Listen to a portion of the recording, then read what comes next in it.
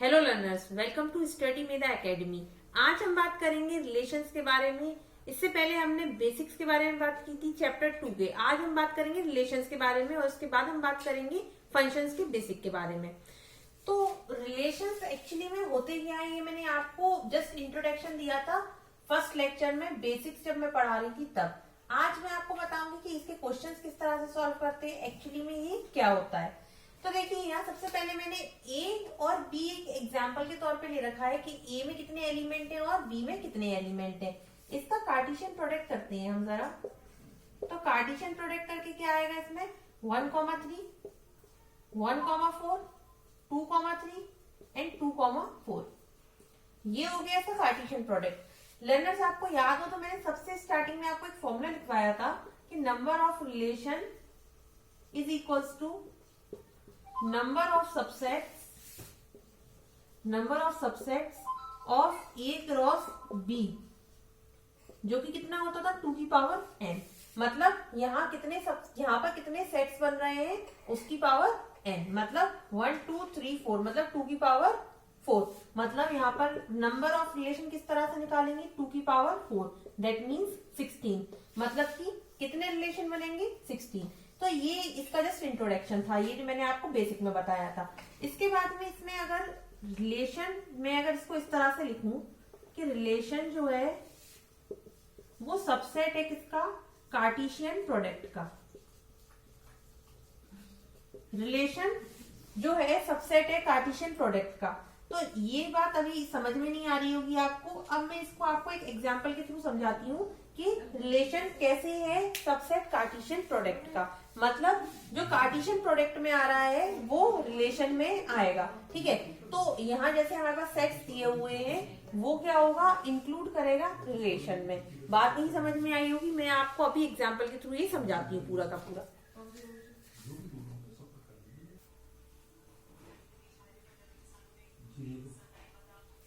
तो लर्नर्स यहाँ देखिए मैंने एक एग्जांपल दे रखा है। एग्जांपल में मैंने क्या लिखा है यहाँ, relation is equals to x, y, that means the sum of x and y is odd. मतलब x और y का जो समेशन आएगा वो क्या आएगा, ऑड आना चाहिए। जहाँ x जो है वो a को बिलोंग कर रहा है और y जो है वो b को बिलोंग कर रहा है। हमारा एग्जाम्पल था a क्रॉस b। यहाँ मेरे पास कार्टेशियन प्रोडक्ट आ गया था a क्रॉस b का। अब हमें क्या फाइंड आउट करना है, रिलेशनशिप फाइंड आउट करना है। मतलब हमें रिलेशन फाइंड आउट करना है जिसमें कि क्या हो, सम हो x और y का और जो सम आए वो क्या आए, ऑड आए। ठीक, ऑड नंबर तो आपको पता ही होंगे 1 3 5 7 एंड जो 2 से डिविजिबल नहीं होते हैं। तो अब इसमें ऐसे फाइंड आउट करना है जो कि ऑड नंबर हमें दे। तो यहाँ हम लिखेंगे रिलेशन इज इक्वल्स टू ऐसे कौन से नंबर है देखिए यहाँ पर। अगर मैं 1,4 लेती हूँ, 1,3 लेती हूँ तो गलत हो जाएगा। क्यों, क्योंकि यहाँ देखिए 1 और 3 कितना हो जाएगा, 4 हो जाएगा। 4 क्या होता है, इवन नंबर होता है। अब 1,5 लिया मैंने, 1,4 लिया मैंने तो ये कितना हो जाएगा, 5 हो जाएगा। मतलब 1,4 ले सकते हैं। 2,3 ले सकते हैं क्या, 2,3 दैट मीन्स 2 और 3 कितना हो जाएगा, 5 हो जाएगा। तो इसे भी हम ले सकते हैं। 2,4 नहीं ले सकते, क्यों, क्योंकि ये हमें क्या देगा, 6 देगा, दैट मीन्स इवन नंबर देगा। तो लर्नर्स ये हो गया हमारा रिलेशन 1,4 और 2,3। अब इसको हम किस तरह से हम दिखाते हैं, ये देखिए ये तो रिलेशन हो गया। इसे हम एरो डायग्राम से दिखाते हैं। अब ये देखिए एरो डायग्राम से कैसे दिखाते हैं इसे। एरो डायग्राम में क्या करते हैं हम, ax एंड by, ठीक है, क्योंकि यहाँ लिखा हुआ है x बिलोंग टू a। यहाँ हम a के एलिमेंट्स लिखेंगे। a के एलिमेंट्स कौन कौन से थे हमारे, a के थे हमारे 1 2 और यहाँ कौन कौन से एलिमेंट थे 3 एंड 4, यही एलिमेंट थे। अब रिलेशनशिप में क्या आ रहा है यहाँ पर 1,4, मतलब कि 1 को जो है वो 4 से एरो करिए और 2 को जो है वो 3 से करना है मैच। बस ये हो गया आपका all about the arrow diagram. Arrow आप यहाँ बना सकते हैं, आप चाहें तो यहाँ एरो बना सकते हैं, it's up to you. Okay, तो ये हो गया आपका all about the arrow diagram. अब मैंने आपको बोला था कि रिलेशन जो होता है वो सबसेट होता है कार्टेशियन प्रोडक्ट का, यही मैंने बताया था आपको। ये देख लीजिए रिलेशन का फॉर्मूला यहाँ आ गया, कार्टेशियन प्रोडक्ट ये रहा। जो कोई भी एलिमेंट रिलेशन में आ रहे हैं वो कार्टेशियन प्रोडक्ट में भी आ रहे हैं। देखिए 1,4 1,4 2,3 2,3 तो हेल्स प्रूफ के रिलेशन जो है वो सबसेट होता है कार्टेशियन प्रोडक्ट का। मतलब कि रिलेशन में जितने भी एलिमेंट्स आ रहे हैं वो सारे के सारे हमारे कार्टेशियन प्रोडक्ट में अवेलेबल है। तो ये था learner all about the relation.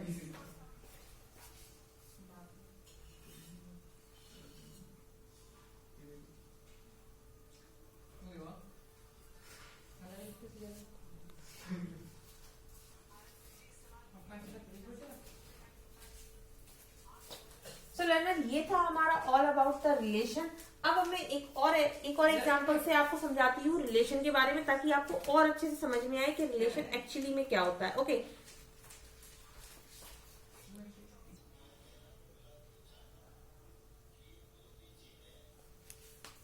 Now learners एक और एग्जांपल लिया है मैंने। एग्जांपल में दिया हुआ है पी के एलिमेंट आपको ए बी सी दिए हुए हैं एंड क्यू के एलिमेंट यहाँ अंकित, भूमि, भानु, चित्रा एंड दिवा, इस तरह से कुछ दिए हुए हैं एलिमेंट्स। ओके, नेम दिए हुए हैं कुछ। रिलेशन क्या लिखा हुआ है यहाँ, X comma Y, that means P comma Q, X is the first letter of name Y. मतलब कि यहाँ जितने भी जो दिए हुए हैं आपको लेटर, यहाँ फर्स्ट लेटर होने चाहिए। ठीक है, तो कैसे, अब यहाँ पर दिया हुआ है x belong to p and y belong to q। सबसे पहले इसका हम एरो डायग्राम बनाएंगे। तो देखिए लर्नर्स, एरो डायग्राम में आपको मैंने अभी बताया था जस्ट, ये देखिए p दिया हुआ है यहाँ पर हमें, तो हम p लिखेंगे, a दिया होता तो a लिखते। ये देखिए यहाँ पर p एंड q। ठीक है, उसके बाद में p में क्या दिया हुआ है, a b c, और यहाँ क्या दिया हुआ है q में, ये लिख देंगे हम अंकित। फिर उसके बाद दिया हुआ है भूमि, फिर भानु, फिर चित्रा और फिर दीवा। सो यहाँ जो लेटर आ रहा है उसको मैच करना है यहाँ हमें फर्स्ट लेटर से। जैसे कि देखिए ए, और यहाँ देखिए ए यहाँ पर कहाँ आ रहा है, फर्स्ट वन में, फर्स्ट लेटर में, तो ए यहाँ अंकित में आ रहा है केवल और केवल, तो इसे मैं इससे मैच कर दूंगी। ये एरो ऐसे बनाना। ओके, फिर उसके बाद बी कहाँ आ रहा है, देखिए बी भूमि में आ रहा है और बी भानु में आ रहा है, तो इसको इस तरह से मैच कर देंगे। ये मैच कर दिया हमने। सिमिलरली सी जो है वो चित्रा में आ रहा है, डी कोई मैचिंग ही नहीं हो रही है, तो डी को ऐसे खाली छोड़ देंगे। तो ये हो गया learners arrow diagram for this one. इसी टाइप के क्वेश्चंस आपको मिलेंगे एक्सरसाइजेज में भी। ठीक, अब यहाँ हमें 3 टर्म और नई मिल रही है सीखने के लिए, जो है डोमेन, फिर है रेंज और फिर है कोडोमेन।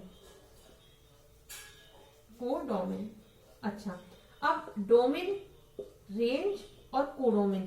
डोमेन का मतलब होता है जो एरो बन रहा है, मतलब जहां से जहां तक बन रहा है, मतलब जहां स्टार्टिंग हो रही है एरो की, वो जो जितने भी हैं सारे के सारे एलिमेंट्स आपको डोमेन में लिख देने हैं, मतलब ए बी और सी। रेंज का मतलब है कहाँ तक बन रहा है, मतलब ये देखिए यहाँ बन रहा है अंकित में, भूमि में, भानु में और चित्रा में। दिवा में कहीं नहीं है एरो, तो आप दिवा को नहीं लिखेंगे, सिर्फ आप इसको लिखेंगे अंकित, भूमि, भानु, से भानु और चित्रा। ओके, फिर उसके बाद कोडोमेन का मतलब ये जो इमेज बन रही है, ये जितनी भी इमेज है पूरी की पूरी आप क्यू वाई जो लिखा हुआ है पूरा, इसको आप कोडोमेन में लिख देंगे। मतलब ये होता है कोडोमेन का मतलब। ठीक, तो जितने भी एलिमेंट्स आ रहे हैं ये होते हैं कोडोमेन के। अंकित, भूमि, भानु, चित्रा और दिवा।